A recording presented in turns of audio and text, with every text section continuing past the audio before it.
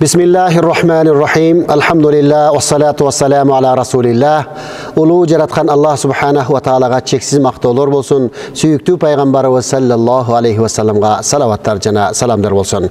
Assalamu aleykum urmatu mekendeşler, urmatu momu musulman bir tuğandar. Allah subhanahu wa ta'ala qarmap jatkan orozoңuzdарды Allah'ım kabul kılgan bolsun. Mına bardığızga Allah subhanahu wa ta'ala ömür berip, jaşoo berip, dağı kayradan uşul dağı bir orozonu tutuğa, orozonu başımızdan ötközüge Kuday Taala mümkünlük berdi. Bul da bolsa biz üçün çoğun mümkünçülük, çoğun bir baylık bolu eseptelet. Oşonduktan bul Allah subhanahu wa ta'ala'nın bergen kadir nimatları abdan ulu. Bul dağı bolsa bizge uktap, aman esen taң atırıp, жаңырған taңды görüşlüktün özü çoğun musulman üçün, adam balası üçün çoğun dövlet emes be. Anın içinde orozonun taңын atırış, orozonun sağırlığın jep, orozo karmap, orozo tutkan bulganday çoğun ülkön soğuptur. Orozo demekçi elbette orozoda Allah subhanahu wa ta'ala musulmandarga soğup tortu, eselep topto aluğa mümkünçülük bergen ay. Orozo ayı günölördü keçire turgan ay. Orozo ayının içinde Allah subhanahu wa ta'ala tündösü kılıngan ibadattardı ulu soğuptu, eselengen soğuptu iş kıldı. Mına uşunday uçurdan paydalanıp barыбыз келиңиздер, orozonu жақшы tutup берелик.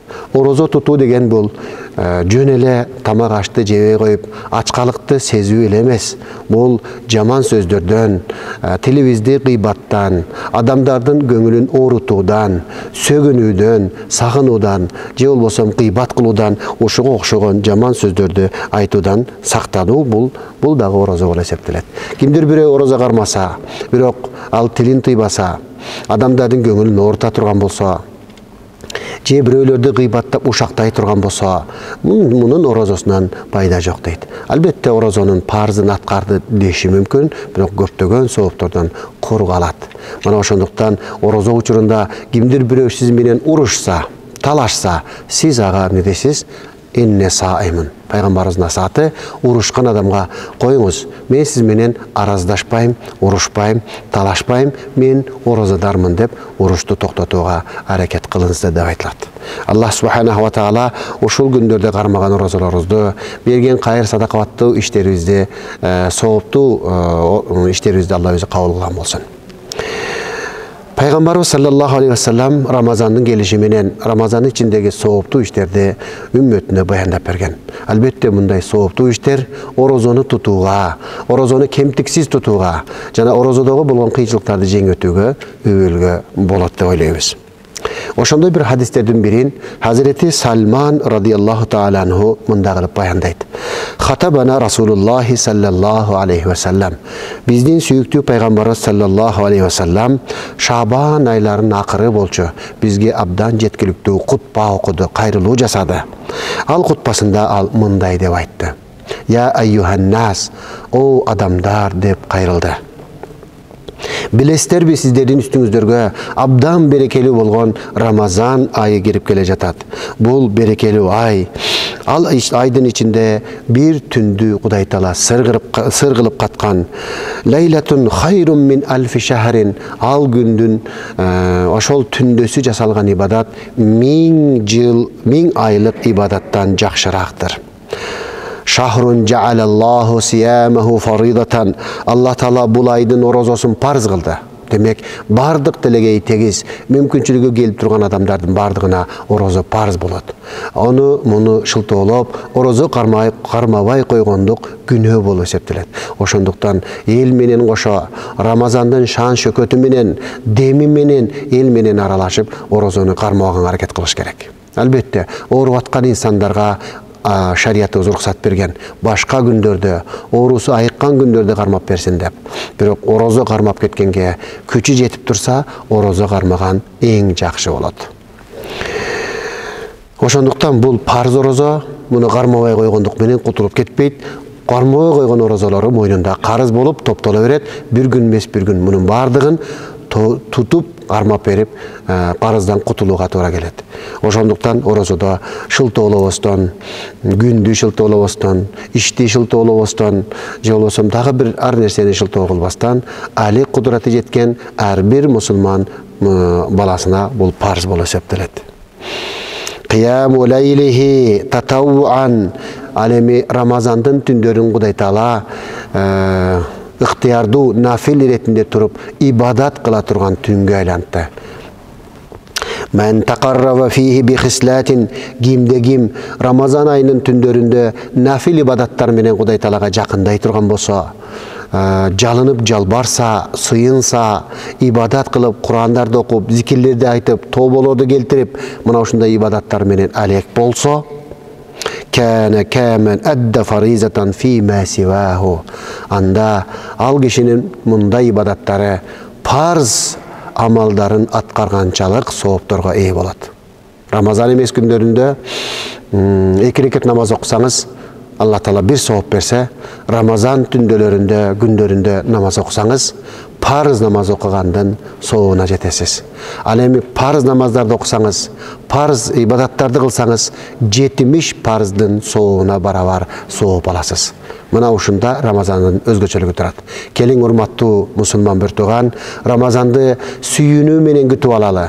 Ramazan'dı özgöçö adam başka sezimler menen, başka oylor menen, kızı oylor menen amna kütüp alış gerek. Özübüzdün manayыбызды көтөрөлүк. Ramazan келе жатат деп сүйүнөлүк. Орозо кармап жатам деп сүйүнөлүк. Мен орозодо кылган ибадаттарыма сооп берилет деп ибадатты көтөлүк. Мына ошондо мына ушул айтылган сооптордун бардыгына биз ээ боло алабыз. Анткени карасаңыз, bir nafil ibadat жасасаңыз, парызды аткаргандай соопко ээ болуп жатсаңыз, бул соопторду эселетип топтоп ала турган күн болуп эсептелет. Бұл күндері шайтанның башы байланған болады. Вассабру савабуху жанна. Эми бұл Рамазан айы сабырдын айы. Сабыр кылышка туура келет. Ачкалыкка, курсак ачып кеткенде адамдын жаны кыйналат. Чаңкал болуп калат. Чаңкалга сабыр кылыш керек. Дагы башка инсанга орозо себептүү кыйынчылыктар келиши мүмкүн. Ушул кыйынчылыктарга сабыр кылыш керек. Ошондуктан сабырдын айы жана сабырдын түбү жаннат деп пайгамбар белгиледи. Орозодогу кыйынчылыктар, нафсыңызга каршы чыгуу машаккаты, кыйынчылыгы сиз үчүн бул соопту алып келет. Шахрун масаватун. Бул айдын дагы бир өзгөчөлүгү, бул камкордук айыдыр. Камкор болобуз. Биринчи үй бүчөлөрүбүзгө, ата-энелерибизге, аялыбызга, жаш балдарыбызга, коло кошуналар, андан кийин өзүбүздүн айланабыздагы кедей кембагалдарга, жесирлерге, жетимдерге, дегеле муктаж адамдарга камкор болобуз. Кандай камкордук? Колубуздан келген жардамдар менен биринчи кезекте зекетибизди беребиз, Аллахтын фарз кылган. Андан кийин орозо битерлерибизди беребиз. Андан тышкары ооз ачарларды жасайбыз. Мына ушундай бир жакшы сооп иштерди биз жасай турган болсок, мына ушул айда ушундай камкордуктун айы мына ушу өзгөчөлүгүнө маани берген болобуз. Шахрун юзаду фихи ризкул муъмин. Бул айдын дагы бир өзгөчөлүгү, Аллах Таала момундардын ырыскысын зыядалайт, көбөйтүп койгон ай болот. Карасаңыз, Рамазанга келгенде эле төгүн чачын, баардык үйдө дасторкондор кенен жазылган. Биздин сахаваттуу, берешен момун бир туугандарыбыз, мекендештерибиз катар дасторкондорду ачып, дасторкондун кашына көптөгөн адамдарды чакырышып, ооз ачырышат, ооздырышат. Мунун өзү дагы мына ушул Рамазан айындагы момундун ырыскысынын зыядалагандыгынын бир белгисин берип турат. من فطر فيه صائما كان مغفرة لذنوبه. Эми орозо айында ооз ачыргандагы өзгөчө соопка ээ боло эсептелет. Адам өзү орозо тутуп, күнөөлөрдөн өзүн сактап, ушул орозодо мен иманен ва ихтисабан иман келтирип, бунун соопторуна, анан белгиленген жакшы иштерине ишенип иш тута турган болсо, Алла Тааланын күнөөлөрүн кечирет жана ошол жакшылыктарга ээ кылат деген. Ушундай соопторго ээ болот. Ошол эле мөлчөрдө башка бирөөлөрдүн оозун ачыра турган болсо, бул дагы ага кошумча сооп болот. Соо эле болбостон магфирата лизунубихи, күнөөдө өтмүштө жасаган күнөөлөрүнө кечирим болот. Алла Таала күнөөлөрүн кечирет. Eytqu raqabatin minen nari. Jana oşonday ele bir kuldu azat kılgançalık özünün moynun özünü özü tozoktan azat kılgançalık soğup alat. Azat kıldırıp kalat. Uşul birönün ozunu açırganlık günölörün keçirişine sebep bolat. Özünü özü tozoktan kutkargandığına sebep bolat. Bardığız tileyizga. Allah Teala özüngdün tozoğundan satta. Allahümme acirni minen nar dep dua kılabız. Allah'ım bizdi tozoğ otundan sakta. Tozoğundan kutkar. Beyişi adamlarından kılgın dep tilek kılabız. Mına oşoğa jete turgan amaldın biri bul oz açırışlık. Wa kana lahu mislu ajrihi min gayri an yanqusa min ajrihi. İkinci sıylık oz açırgandan kimdin ozunu açırsa orozo tutkan adamdın tutkan orozosuna kança soğup verilse oşondan bir dağı kemitpesten kança soğup tapsa oşonça soğuptu bu kadara beret. Oşon için kança mümkün bolsa köp adamdın ozunu açır koyan adam hareket jasaş gerek. Uşul hadiste aytkanda sahabalardan сурап калышты. O Allah'tın elçisi. Bardığız ele mıntip dastorkon jayıp adamdardın oğuzunu açırganга kudretimiz жетпейт da. Biz emne mınday oğuz açırуу soğuptorundan kur kalabızbı dep сурап калышты.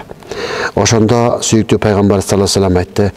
Жоқ, mınday soğuptu siler de kalsaňar bolat dedi. Kandayça degende Peygamberimiz aytты. Bul kenen dastorkon jayıp, har türlü nazı nematарды salıp oğuz açırışlıkka emes, bul bir urtam su içirse da, bir urtam süt içirip koysa da, je bir kurmanı, je bir almanı berip oğuz açırıp koysa da, uşul oğuz açırgandın soğun alalat dedi. Demek oğuz açırının soğuğu her bir yüzdün mümkünçülüğüzde var. Yüzdögü bar ele nerseler menen orozadarlardan oğuzunu açır koysak, bu soğuk bolu öseptiledi. Jana jogorda aytılgan sыйлыктардын бардыгын алса болалат деп айтабыз. Эми Пайгамбарыбыз саллаллаху алейхи ва саллям айтты: "Хаза шахрун аввалуху рахма."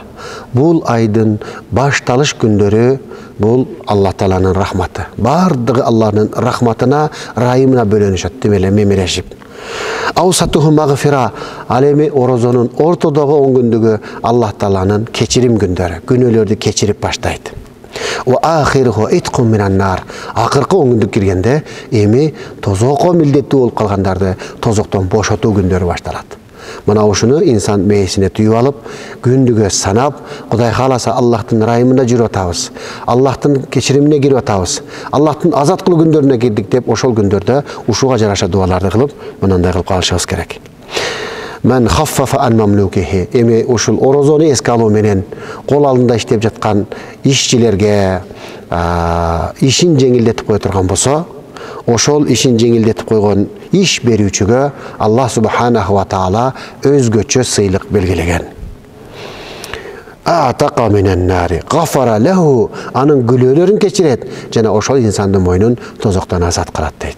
Bul orozonun urmatına dep, meyle orozonun gündörüne dep, oğur işlerin jеңил kılıp, iş vaktlarını kıskartıp, oğuz açууга jetip alsın dep, ertirak işten koy verip, mına uşunday hareketlerdi jasagan iş berүүчүlөрgө dagы Kuday Taala sыйлыk koyuptur. Anan Peygamberimiz sallallahu aleyhi ve sellem orozatu gününde kanday amaldарды kılış gerek degen nersege özgöçö osiyatın kaltırdı. Vastakthiru fihi. Orozoda köp amaldарды jasap kalgıla. Biroq özgöçö dagı 4 amaldı köbürök jasap kalgıla dep aytты. Alar kaysylat dese, hal işlerdi jasasaňar, ekөөsүn jasasaňar Rabbıňar silerden razı bolat. Ekөөň jasay turgan bolsaňar Allah subhanahu wa taala tilegen tilegiňerdi beret dedi. Birincisi alim ne dese, şahadatu en la ilahe illallah. Bul şahadat kelimesin köp kaytalagıla Ramazandın içinde. La ilahe illallah deyiz be, eşhedü en la ilahe illallah deyiz be. Uşul kelimeni köp aytıp, ve ikincisi olsa istiğfardı köp aytıp kalışımız gerek. Estağfirullahal azim, estağfirullahal azim. Bul degen sözdün manisi, Allah'ım men ötmüşte kılgan, bilip kılgan, bilbey kılgan günölörüme tobo kıldım. Çın dilden oşol kılgan günölörüme ökünüp jatam. Allah'ım keçirgin, kıyamatka kaltırbagın, kıyamatta mahşar elinin altında günölörüm açılıp uyat bolup kalıştan saktagın dep çın dilden ökünüp tobalardı kılıp kalgala deydi. Ve amma hisletani alemi ikinci hislet bul Allah subhanahu wa ta'aladan beşti surap kalgala. Allah'ım arzıkuna bil cennet. Allah'ım beşingdi bergin. Allah'ım beşingdi bergin dep surap kal. Ve ta'avvazu bihi minen nar. Cenab Allah Teala'dan tozoğundan saktay gör dep tozoktan saktaşın tilep kalgala dedi. Andan keyin dagı bir eki orçundu meselege toktolup durup özgöçe osiyat jasady. Man saqa saiman, kim orozadardı oğuzun açırıp su içirip su garsa orozadarga Allah subhanahu wa ta'ala kıyamet günü anın menin havzu Kavsar suumdan Allah su garat dedi. Qarаңыздар, orozadar keçkece oroza garmap gündün ısığında kıynalıp çankaydı. Oşunçalık suğa çankak bolat. Oşon üçün bunu özgöçe belgiledi. Kim su menen oz açırıp su garıp koygan bolsa, Allah Teala oşonu beyişte, kıyamatta beyişte Allah Teala'nın Peygamberimizin Kavsarı menen su garat. Andan keyin bul Kavsar susu menen su içkenden keyin emi bul la yadma'u hatta yadkhulal cennet. Beyişke girgenge çeyin bul insandı bul mahşarda emeş kanday çankak basbaydı deydi. Oşonuktan orozadardı oğuzun açırıp kalganga adamlar aşıgıp kalışı gerek eken. Dagı Ramazan ayının içindeki orozadar üçün oroza karmagan insanlarga berilүүчү sıylıktar jönündө Peygamberimizin daha bir hadisine toktala keteli. Hazreti Abu Hurayra bu hadiste rivayet kılat. Bu hadiste Peygamberimiz özünün ümmeti akırkı zamanga gelip yaşap atkan uşul biz ümmetlerine berilүүчү 5 özgöçö kasiyetli berilet. Bu kasiyet murdağı ümmetlerine berilmegen kasiyetler. Alem ne dese Hulufu femi saim Ramazan. Oroza tutkan insandan ozunda cit payda olat. Aşkazandın açtığından uzak vakit tamak jebegендиктен kandaydır bir cit payda olat. Al negizinde jagımsız, biroq bul indallah Allah'ın astında jipar jittu misk jitınandağı Allah'a jagımdуураак bola septiret. Oşon üçün fıkh kiteplerimizde orozadar oşol oğuzundağı jitти ketirişlik üçün ar türlü pastalarda koldanууга bolboyt. Albatta misvak sünnet bolgonduk üçün gündün baştalışında түшкө чейинки учурда пайдаланса болот дейт. Себеби оозундан чыгып жаткан жит Кудайга жагымдуу болуп аткан болсо, бул жагымсыз деп буну өчүрүп салган, кетирип салгандай болуп калып атпайбы? Екіншісі тастағфиру лахумул хитан. Бардық мақлуқтар орозадар үшін Алла Тааладан кечирим сурашат. Ал-хитан деңиздеги киттер дагы дейт. Hatta yufturu oğuzun açkanга çeyin Allah'ım uşul orozadarından oroz günölerin keçirgen dep keçirim suraydı. Üçüncüsü yuzayyinullahu subhanahu ve ta'ala kulle yevmin cennetahu. Allah Taala oşol kişi barıp jaşay turgan beyişin gündügө kozdop turat. Oroza tutkanlık üçün oşol barıp jaşay turgan beyişti Allah Taala kayra kozdop turat.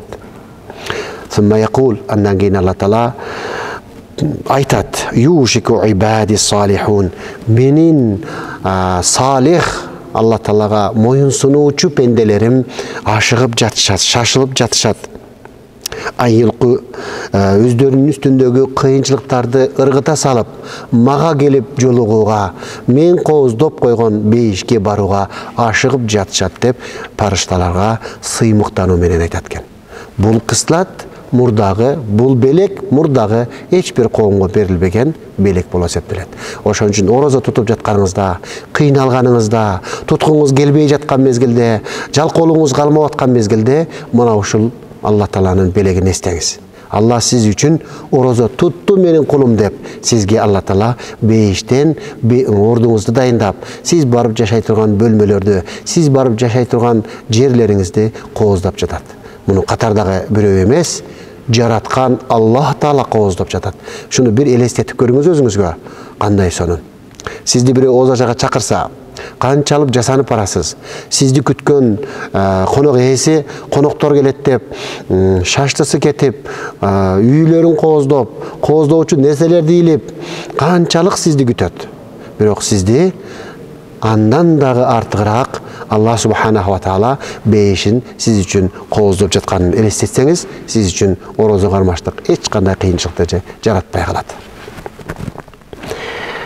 Андан кийинки фазилети бул эмне десе, тусаффаду фихи марадату шаятин. Мында орозо күндөрүндө бейбаш, баш ийбеген шайтандардын башы байланат. Шайтандар байланат мында. Фала юхалласу фихи илля ма кану юхалласуна илейхи фи гайрихи. Эми бул шайтандын башы байлангандан кийин шайтан инсанды кыл деп, жей кой, иче кой, же бир ишти кыла кой деп кылдырып жаткан шайтан жок эми. Эми бул жерде инсан өзү менен өзү калат. Өзүнүн нафсы менен өзү күрөшүп аткан болот. Ошондуктан айтыш керек, нафска карап туруп, адам өзүнүн каалоолоруна, нафстарына карап туруп айтыш керек. Жым болгон менин нафсым, кармаган өзүңдү менин нафсым. Бүгүн сени жетелеп кете турган шайтандын башы байланган. Бүгүн мен сенин айткандарыңа моюн сунбаймын, жараткан улуу Аллахымга гана моюн сунамын деп жакшылыкка умтулушу керек. Себеби шайтан жок. Эми бул күндөрдү жасаган болсо, бул инсандын ошо шайтанга өткөзүп койгон таасирлери гана болушу мүмкүн. Югфару лахум фи ахири лейлихи. Андан кийин эң акыркысы болсо, Рамазандын акыркы күнү болгондо ушул орозо тутуучулардын бардыгы күнөөлөрү кечирилет. Ошону айтканда пайгамбарыбыздан сурап калышты. Я Расулалла, о Аллахтын элчиси, ушул кадыр кечесиби деп сурашты. Пайгамбарыбыз саллаллаху алейхи вассалам, жок, бул кадыр кечеси эмес, кадыр кечеси ал өзүнчө кечиримге ээ. Бул орозо тутуучу орозону бүтүргөн кечесинде Аллах субханаху ва таала булардын ажыр соопторун, сыйлыктарын бардыгын берет деди. Кандай эле бир ишчи ишин бүтүрүп, ишинин акысын алгандай эле орозодар орозону бүтүрүп жыйынтыктаганда Аллах субханаху ва таала ага күнөөлөрүн кечирип, убада кылган бардык соопторду берет дейт. Мына ушундай орозонун өзгөчө бир инсан үчүн касиеттери бар экен. Эми орозонун күндөрүндө саарлык маселе бар. Саарлыкты өзгөчө буну береке оокат деп атаган. Көпчүлүк мезгилде адамдар саар менен табити тартпай, саарлык жебей эле тута берсем болобу деп айтышат. Албетте болот, орозо деп эсептелет. Бирок саарлыктын тамагын пайгамбар береке деген үчүн саарлыкта туруп, бир аз болсо дагы, суу болсо да урттап, анан жатыңыз, намазыңызды окуп, ниетиңизди кылып жатыңыз. Бул орозо башкача орозо болот. Уктап калган учурда эмне кылыш керек? Көпчүлүк учурда саарлыкка турбай калып калышат. Андай учурда аргасыздан эми саарлыктан калып калды деп эсептелет. Ниетти ошол замат турган замат кылып коет, ошону менен орозосу уланып кете берет. Бир аз өзүндө инсан катары уктап калгандыктан, саарлык жебей калгандыктан кыйынчылыкты сезиши мүмкүн. Бирок орозосу орозо болот. Эми саарлык жебей калдым, бүгүн орозо эмесмин деп тутпай койгондук болбойт. Тута бериш керек. Себеби шахру Рамазан, Рамазандын орозосун кармоо парз. Ушул учурунда кармап бериш керек. Кийинки күндөргө калтырса дагы болбойт. Эми кокустан калып кеткен болсо, кийин тутуп берет дечи. Бирок орозодо андай шылтоолор менен орозону калтырганга эч болбой калат. Ошондой эле орозо туткан мезгилде Шахру Рамазан аллази унзила фихил Кур'ан. Рамазан айы бул Кур'андын айы. Рамазан айында Кур'ан түшкөн ай. Ошондуктан Рамазан менен Кур'андын абдан бири-бирине тыгыз байланышы бар. Ошондуктан Рамазан кечелеринде ибадаттын кечеси деп атпайбызбы? Туруп ибадат, кыямул лейл деп коет. Бул саарлыкка турган мешитиңизде саарлык даяр болгонго чейин сөзсүз намаз окуп алыңыз. Себеби кыям дегени бул эки намазга ниет кылып эки буттун үстүндө тик турууну айтат. Намазда турууну кыям дейт. Ошондуктан саарлыкты жеп алып же саарлыктан кийин намазга чейин убакыт болсо, ошол учурларда биз эмне кылышыбыз керек? Нафил намаздарды окуп калышыбыз керек. Тахажжуд намазын окусак болот, тобо намазын окусак болот, хажат намазын окусак болот. Ушул намаздарды окусак, бул кыямул лайлга кирет. Экинчи негизги кыямул лайл бул таравих намаздары болуп эсептелет. Таравих намаздары Ханафи мазхабы боюнча 20 ракет болуп эсептелет. Бул бардык мечиттерде таравих намазы окулат. Жана таравих намаздарында хатмул Кур'анды өткөзүшлүк сүннат болуп эсептелет. Алхамдулилlah, Кыргызстаныбызда карыларыбыз көп. Бардык мечиттерде Кыргызстан мусулмандар диний башкармасынын белгилөөсү менен бир парадан Кур'ан хатым коюлган. Ошондуктан ошого толук катышып бериш керек. Бизде коомдо көрүлүп турган бир маселе бар. Катмы Кур'ан болуп жатса, бул узагыраак болот деп бөлүнүп алып, кыска сүрөлөр менен аз мезгилде таравих намазды окуп алганга аракеттер болот.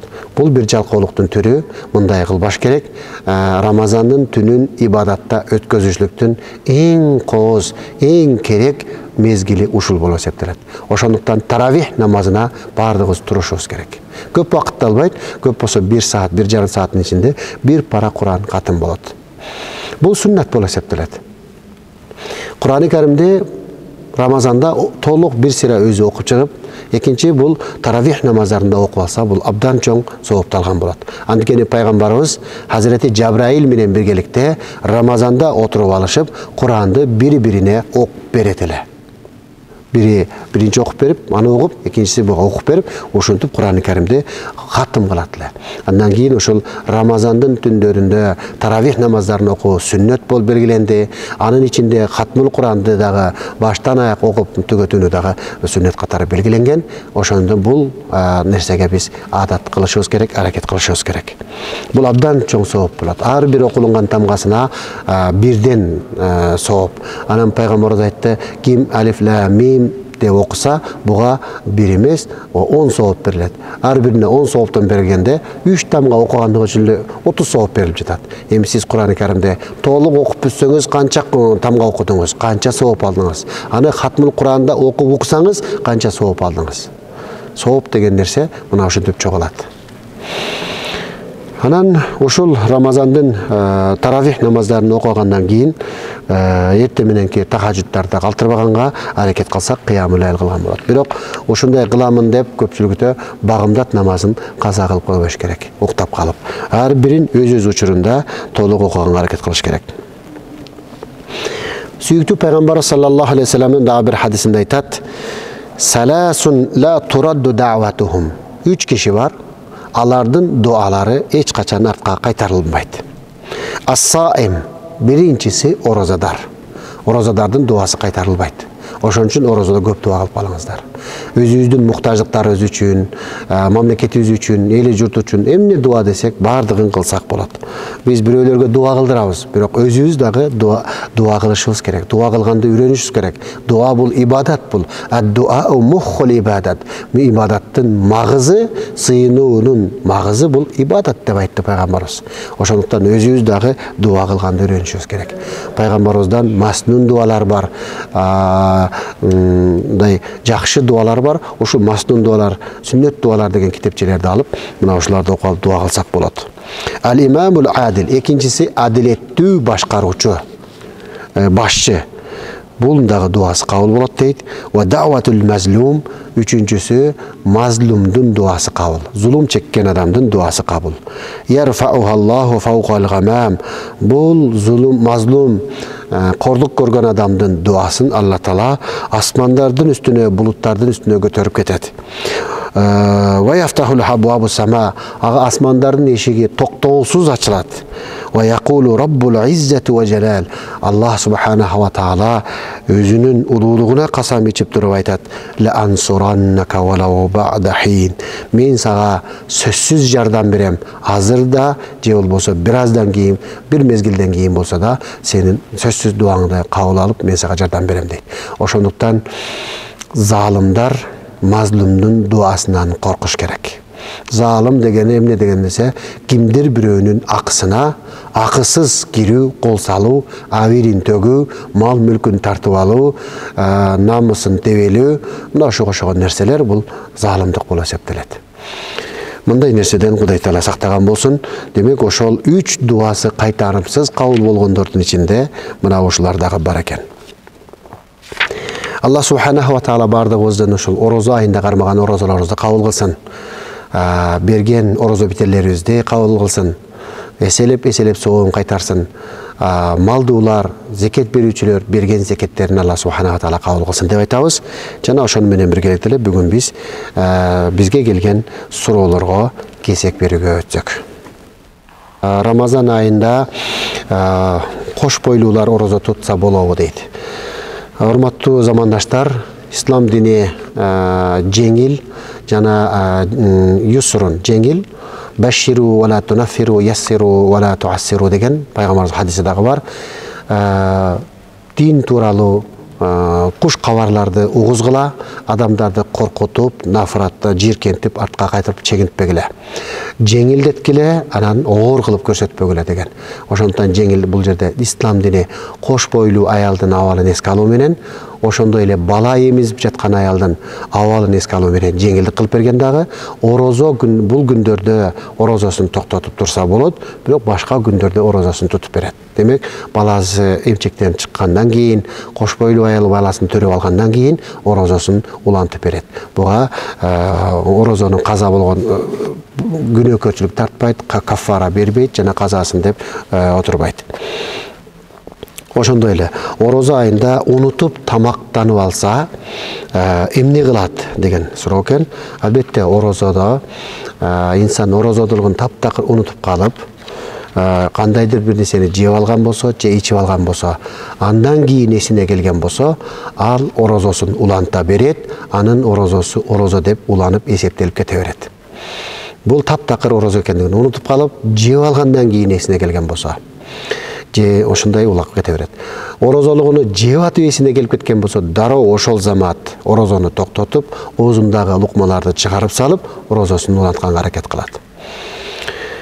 Ал эми орозодар өзүнүн орозолугунун эсинде бар туруп, дарат алып жатканда дараттын суусу кетип калса, же орозолугун билип туруп, мурдуна тарткан суу алкымынан нары кетип калса, мындай учурда орозосу бузулуп кетет.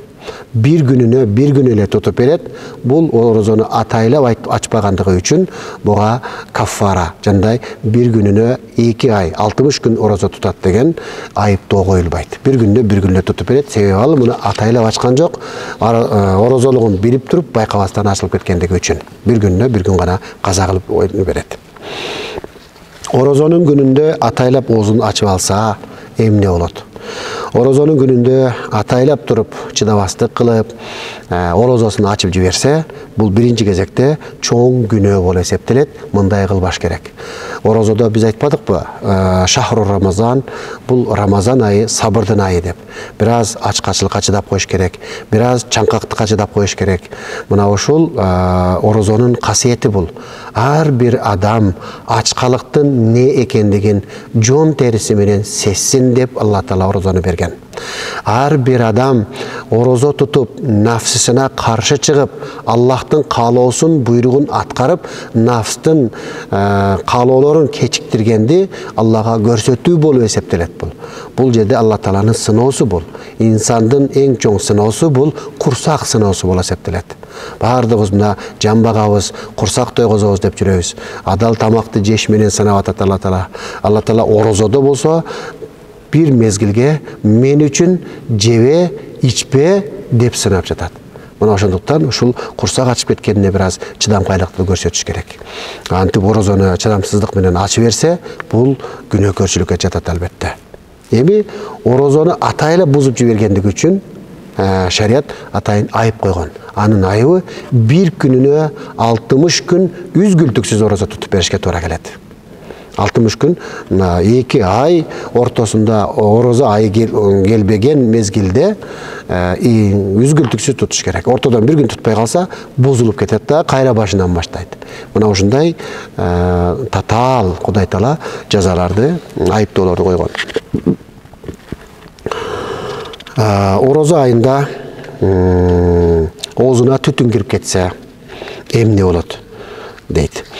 Эми атайлап түтүндү атайлап оозуна киргизсе, атайлап жутса, анда орозосу бузулуп кетет, bir күнүнө bir күн каза калат. Эми атайлабастан айлана чөйрөнүн баардыгы ошондой түтүн болуп калып кирип калса, мында кечиримдүү орозосу бузулбайт. Ал эми тамеки тарткан адамдын орозосу бузулат. Ошондой эле насвай тарткан адамдын орозосу бузулат. Мындай нерселердин баардыгы орозону бузуучу болуп эсептелет. Рамазан айында айызы көрүп калган аял эмне кылат дейт. Бул дагы аялдардын үзүрлүү күндөрү болуп эсептелет. Алла Таала аялдардын үзүрлүү күндөрүндө орозодон бошоткон. Орозо күндөрү айыз көрүп калган аял канча күн үзүрлүү болсо, ошончо күн орозосун токтотуп турат. Бүткөндөн кийин дароо орозасын улантып кете берет. Жалпы орозо бүткөндөн кийин эң алгач ушул орозо күндөрү калып кеткен, үзүрлүү күндөрдө калып кеткен орозолорун тутуп берет. Бул үзүр болгондуктан буга эч кандай күнөө жок. Албетте бул инсандын табигый көрүнүшү болгондуктан кечирим болуп эсептелет. Ал эми орозо эртең менен орозо тутту, күндүн bir мезгилинде, орозо мезгилинде айызы келип калса, мунун орозосу ошол замат бузулат. Өзү себептүү эмес, үзүр себептүү. Бирок ал орозосун уланткан адамдай, орозодар адамдай кылып, орозосун кечке чейин уланта бергени жакшы. Орозом бузулуп кетти деп, мындай орозонун күнүндө оозу ачык адамдардай жүрбөсүн деп айтылат. Ооруган адам орозосун ачса болобу?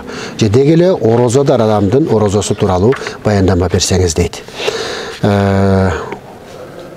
Оору адамдарга Алла Таала бул дагы себеп жана үзүр болуп эсептелет. Бул оорулуу адамдардын орозосун токтотуп турууга уруксат берилген. Кандай ооруларга? Ошо орозо туткан себептүү ал ден соолугуна зыян жете турган болсо, ал туруксуз жакын мезгилдерде дары дармек кабыл алып туруусу ошол докторлор тараптан белгиленип берилген болсо, же операция болуп калган болсо, ошо бир олуттуу ооруп аткан оору болсо, бул ушул күндөрү орозосун токтотуп турганга уруксат берилет жана орозо бүткөндөн кийин ошол калган оору мезгилинде калып кеткен орозолорду тутуп берет. Ооруп калган күндөрдөгү калган орозолорду башка күндөрдө тутуп берет. Бирок мунун ордуна фидия менен кутулбайт бул. Фидия деген бир өзүнчө бир төлөм бар. Фидия деп эмнени айтабыз? Фидия деп карыган аталарга, карып калган апалар орозо тутууга жөндөмү жок болсо, күчү жетпей аткан болсо, bunday адамдардын орозосунун ордуна фидия төлөнөт. Фидия фик китептерибизде ошол неспеса 1 килограмм 600 грамм буудай, же болбосо бир адамдын курсагы канча өлчөмгө, канча каражатка тойсо, ошончо каражат менен фидия белгиленет жана ар бир күнүнө бирден адамдын курсагын тойгозот. Мына ушуну фидия деп коет. Бул жалаң гана карыган адамдарга, карыган апаларга, аталарга гана берилет. Алардын эмдиги жылы күчүнө келип орозо тутуп кетүүсү күтүлбөгөн, жыл сайын барган сайын карып атат, күчтөн тайып атат. Булар эмдиги жылы өзүнө келип калып тутуп берет деген үмүтү күтүлбөгөн адамдардын орозосунун ордуна берилүүчү нерседир. Ошондуктан фидияны күчү бар адам ал өзү тутуп берет. Каза кылып калып кеткен орозолордун ордуна дагы фидия төлөбөйт, орозосуна орозо гана тутуп берет. Мына ошондой. Сапарда орозо тутса болобу? Муну жогоруда айтып өттүк. Айт күнү орозо тутса эмне болот? Айт күнү орозо тутуудан бошотулган. Айт, орозо айт күндөрү, Курбан айт күндөрү, Арафа күндөрү. Алла Таала бул күндөрдү мусулмандарга майрам кылып белгилеп берген. Майрам деген ошол күндөрү адам оозу ачык болуш керек, бири-бирин куттукташып, бири-биринин үйүнөн даам сызышып, ушундай майрамдай турган өзүнүн белгиленген багыты бар. Ал күндөрү орозо тутууну макрух деп эсептелет. Ал күндөрү орозо тутса болбойт. Рамазанда орозону сөзсүз түрдө ниет кылыш керекпи дейт. Албетте Рамазанда ниет кылуу керек. Ниети жок эле сааттан кечкече ачка жүрө берсе, бул орозо болуп калбайт. Орозо бул атайын белгиленген мөөнөттө туруп, түндүн таң атканга чейин, таң жүргөнгө чейин тамактанып, сохурлукту кылып, саарлыкты кылып, анан ниет кылат. Мен Рамазан айынын орозосун тутууну ниет кылдым. Ушинтип өзүнүн эне тилинде айтса дагы болот. Ушинтип ниет кылганда анын орозосу орозо болуп эсептелет. Толук ниеттин текстин айтсак болот. Ниет кылдым Рамазан айынын орозосун тутууну таң аткандан күн батка чейин калыс Аллах үчүн Аллаху акбар деп, мына ушул толук ниет болуп эсептелет. Эми ушул ниетти тилден айтышлык бул эми мустахаб. Албетте муну жүрөктөн айтып койсо, көңүлүндө айтып койсо, бул ниет өтө берет жана орозо болуп эсептеле берет. Уктап калган адам эртең менен таң атканда кайсы маалда турса, ошо турган маалынан баштап туруп эле көңүлүндө же тилинде мен буюрса бүгүн орозомун деп, Рамазандын орозосун тутууну ниет кылдым деп койсо, деп коет жана орозосу улана берет. Уктап калган адам эмнеден уктап калат? Эртең менен саарлыкка турбай калат. Ар түрдүү себептер менен уктап калган болсо, инсандык үзүр болуп калса, анда ошол орозосун турган мезгилден баштап ниет кылып койсо, орозосу өтө берет. Дайыма жыл бою командировкада жүргөн инсан эмне кылат дейт. Орозосун тутпай койсо болобу, куткарылабы дейт. Жок. Орозо жыл сапардын кыйынчылыгы болсо, машаккаты болсо, ошол командировкада барган жеринде кыйынчылык болсо, албетте бул сапар болгондугу үчүн орозону 1 күн, 2 күн кармабай турганга уруксат берет. Бирок бул орозону тутпай койууга шылтоо эмес. Азыр сапарлар кыйын болбой калган. Комфорттуу автобустарда, самолеттордо, поезддарда сапар кылынат. Барган жерлердин баардыгында тамактануучу жерлер болот. Саарлыкка, кечкиликке дегендей кыйынчылыксыз тамак табууга дагы мүмкүнчүлүк бар. Ошондуктан орозону туткан жакшы. Бул жөн гана шылтоо болуп, орозону тутпай койгонго шылтоо болуп эсептелбейт. Эгер тутпаган болсо, бул башка күндөрдө сөзсүз түрдө орозосун кармап беришке туура келип калат. Орозону эмнелер бузат дейт. Орозонун негизги эреже алкымдан ашказанга кирип кеткен нерсенин баардыгы бузат. Биринчи адат катары тамактануучу нерселер, азык түлүктөр, жеп алса, ичип алса дагы. Андан тышкары жөн эле мисалы үчүн тамак эмес, азык болбогон нерселер, мисалы үчүн bir taşpı, temirbi, iğnebi, bir neseni bir kattık nersesинби ошол оозуна салып атып, кандайдыр бир себептер менен алкымына өтүп кетип ашказына түшкөн болсо, бул дагы орозону буздуу болуп эсептелет. Ошондуктан кирүүчү нерселер, алкым аркылуу кирүүчү нерселер орозону бузат. Ал эми даратта болсо, денеден чыгуучу нерселер болот. Бул табигый нерселерден тышкары.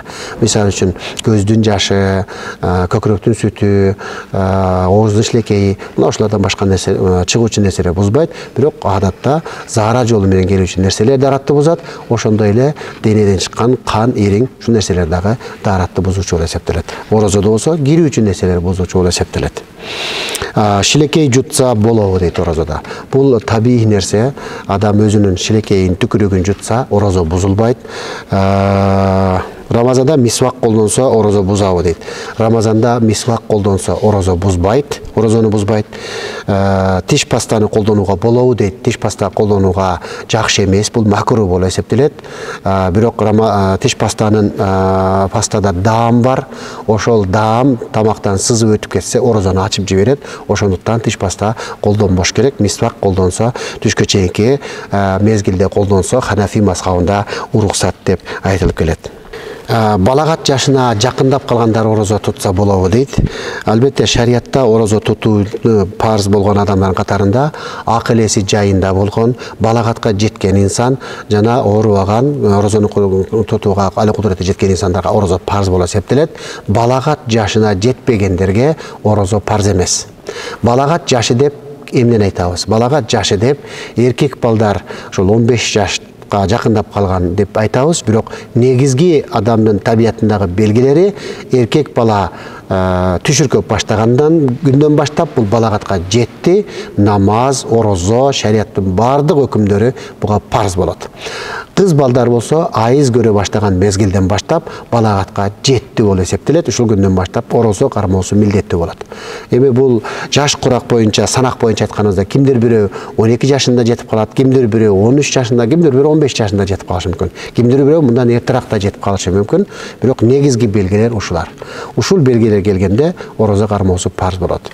Ал эми балагат жашына жетпегендер кызыкса, мүмкүнчүлүгү болсо, кармаса, бул уруксат берилет. Албетте бул шартка жараша. Таң атканын байкабай калып, таң ат элек деп тамактанып алса, орозо болобу дейт. Тилекке каршы bunday учурда мунун орозо болбой калат. Бунун атайлап ооз ачты деп эсептелбейт. Ал орозо эмес болсо дагы орозодар адамдай орозосун уланта берет. Себеби ал эшикке жарык түшүп калганын байкабай эле, ал тамактана бериптир, саатты караса же болбосо эшикти караса, убакыт өтүп кеткенден кийин саарлыкты кылган болгон болсо, мунун орозо болбой калат. Ал орозодон кийин бир күн ошол орозо болбой калган күндүн орозосун кармап берет. Бирок күндүздүн күнүндө орозодой болуп жүрүшү керек болот.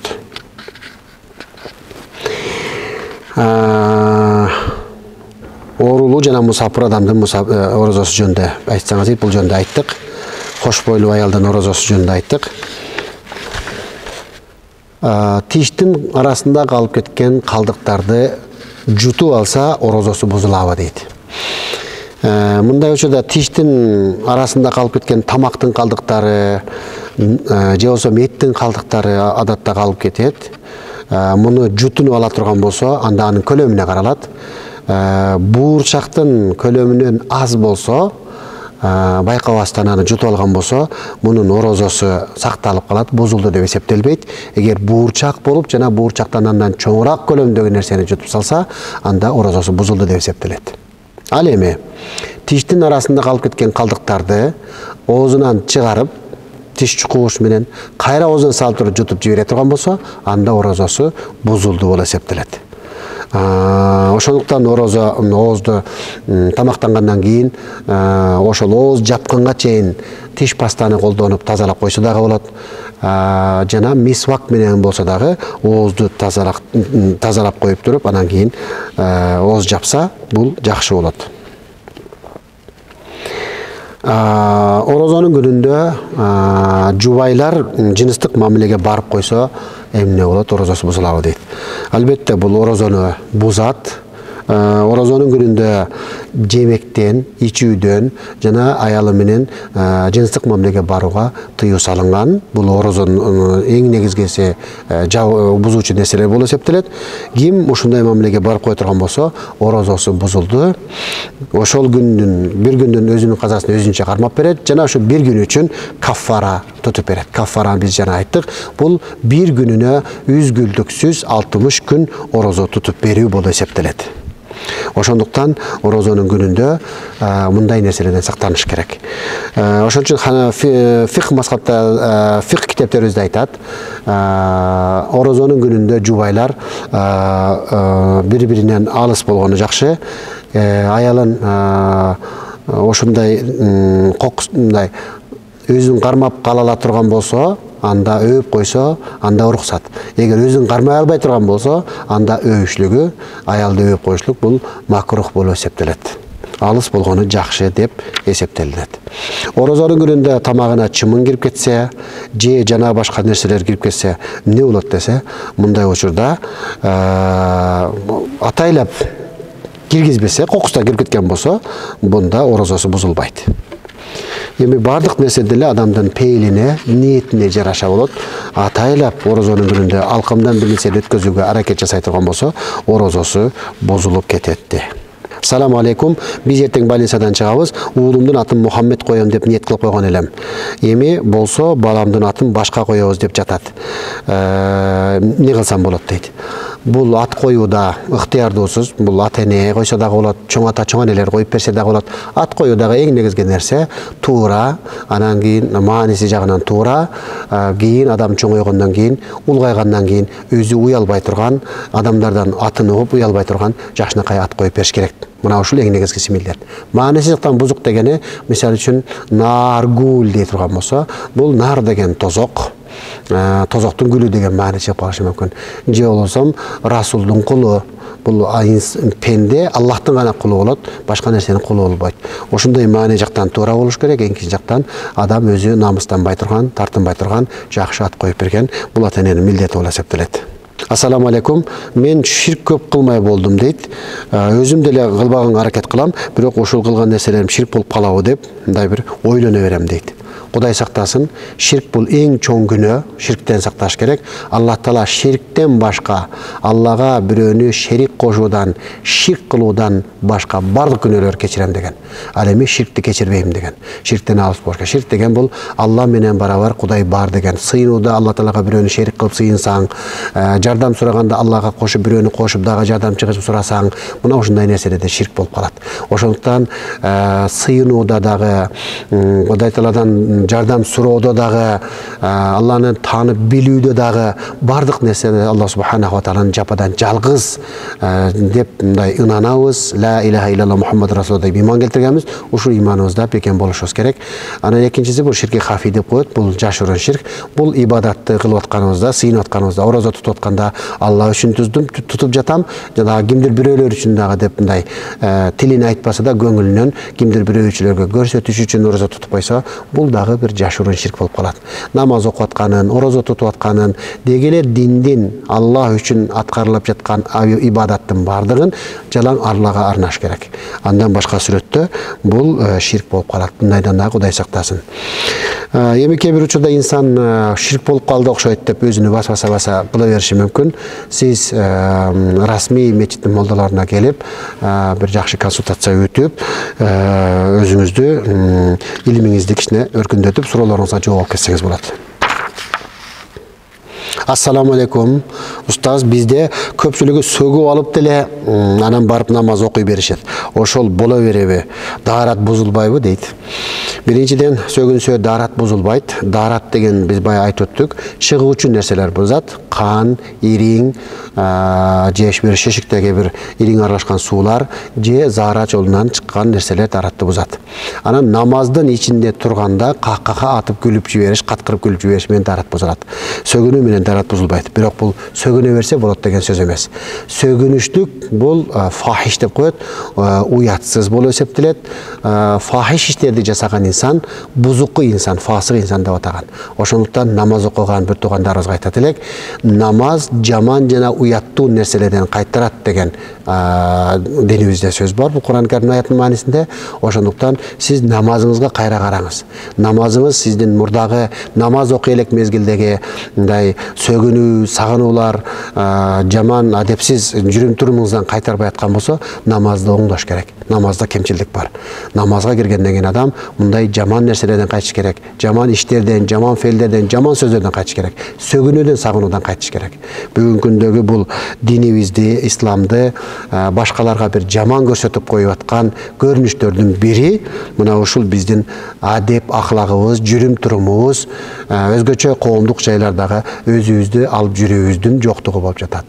Ислам бул динин насаха, насиха, насихат динидир. Насихат кээде ооз менен жасалат, сөз менен жасалат, кээде жүрүм-турум менен жасалат. Сиз сырткы келбетиңизде сакал коюп, намаз окуп, же жолук салып, намаз окуп, ажыга барып жүрөсүз, бирок жүрүм-турумуңузда сиз ушундай бир адамдарды сөгүп аткан болсоңуз, уят сөздөр менен, же болбосо бирөөнүн акысын күрөөгө көрсөтүп эле тартып алып жеп аткан болсоңуз, же көчөдө бирөөгө салам айтпасаңыз, салам берсе алик албасаңыз, улууга урмат кечүүгө ыззат көрсөтпөсөңүз, мындай сылык мамиле жасай албай копол болуп жатсаңыз, сабырсыз болуп жатсаңыз, өзгөчө акыркы күндүн көйгөйлүү маселелердин бири ушул. Болорго нерсеге да, болбогон нерсеге да абдан бакырынып, акарат сөздөр менен сүйлөп, бирөөнүн көңүлүн орткан учурлар көп кездешип атат. Ошондуктан келиңиздер мусулман бир туугандар, өзүбүздү коомдук жайда алып жүрүүдө өзүбүздү мындай сабырдуу алып жүрөлү, бир аз нерсе ук болгон окуяларга көтөрүмдүү бололу, тилибизге ээ чыгалы, мына ошондо бир жакшы болот эле. Мына ошондой суроолор кийин коомчулуктан жаралбайт эле да. Бузуку зына ойлор келе берет. Кантип таштаса болот? Жашым 31-де. Үйлөнүп жашаш эч буйрбайт дейт. Зына Алла Таала тыюу салган арам чоң күнөөлөр болуп эсептелет. Муну ойго да келтирбеш керек. Ойго мындай нерселерди шайтан алып келет. Ошон үчүн сиз аузу биллахи минеш шайтанир раджим деңиз. Алла Тааладан, шайтандын жамандыгынан коргонуу тилеймин деңиз. Анан аракет кылыңыз, үйлөнүш керек. 31 жашка чыгып үйлөнбөй жүрсө, албетте инсанга бул табият, ал инсандын денесинин талабы, ошондуктан үйлөнүш керек. Пайгамбар саллаллаху алейхи айткан, мен ким силердин араңардан кимдир бирөө баатка үйлөнүүгө күчү жетип турса, ал үйлөнсүн дейт. Үйлөнүү важип болуп калган учурда сиз тезирээк үйлөнүшүңүз керек. Үйлөнбөсөңүз, мындай ойлор сизден кетпес болот. Анан зынага түшүп калсаңыз, анда абдан чоң күнөөкөр болосуз. Өмүр бою өкүнүп өтөсүз. Кыяматта Алла Тааланын жазасына дучар болуп каласыз. Алла сактасын мындай нерселерден. Анда эмесе, урматтуу телекөрүүчүлөр, ушуну менен бизге берилген убакыт аягына келип жетти. Туткан орозоңуздарды Алла Таала кабыл кылган болсун. Айткан масала мауизаларга амал кылууну Кудай Таала насип кылсын. Келерки көрүшүүлөргө чейин амандыкта бололу. Ассаламу алейкум ва рахматуллахи ва баракатух.